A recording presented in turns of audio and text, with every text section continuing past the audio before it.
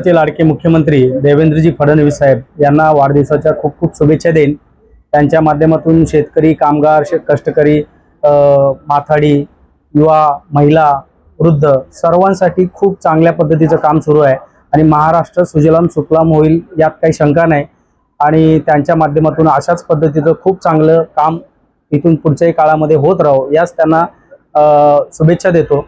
आणि त्यांच्या वाढदिवसानिमित्त आम्ही 20 जुलै 2025 रोजी बिरोबा मंदिर बेलापूर या ठिकाणी आम्ही वृक्षारोपणाचाही कार्यक्रम केलेला आहे।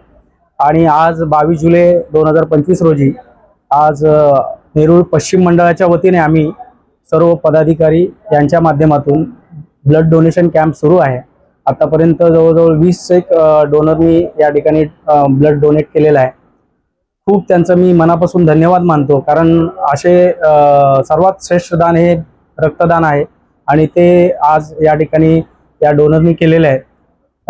मी पक्षाच्या वतीने त्यांचं मनापासून धन्यवाद मानतो व इथून पुढच्याही काळामध्ये अशाच पद्धतीचे समाज उपयोगी उपक्रम आम्ही राबवत राहू आणि आम्ही पुढच्या काळामध्येही या ठिकाणी वह्या वाटप असतील, विद्यार्थ्यांचे गुणगौरव असतील आणि या एरियातील जे काही प्रश्न असतील ते सोडवण्यासाठी आम्ही प्रयत्न करू। आम्ही एक 20 वृक्ष लागवड केलेली आहे आणि त्याचा जोपासनाही आम्ही मंडळाच्या वतीने आम्ही नक्की करणार आहोत। आणि आज ब्लड डोनेशनचेही डोनर बऱ्यापैकी सुरू आहेत आणि अजूनही होतील अशी आम्हाला अपेक्षा आहे।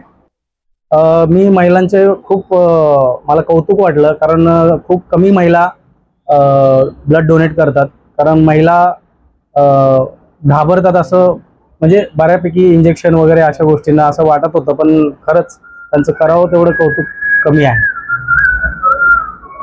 मी सुद्धा रक्तदान केलेलं आहे। आज 22 जुलै 2025 फडणवीसांचा वाढदिवस आणि त्यांच्या वाढदिवसाचं कौतुक हा कार्यक्रम आम्ही अध्यक्ष भास्कर यांनी घेतलेला आहे नवोदाची होती। आज या माध्यमातून अशी लक्षात येते की देवेंद्र फडणवीस साहेबांवरती प्रेम करणारे खरंच खूप लोक आहेत, पण आज त्यांचा वाढदिवस म्हणून सगळे लोक उत्साहाने येतात ब्लड डोनेट करायला।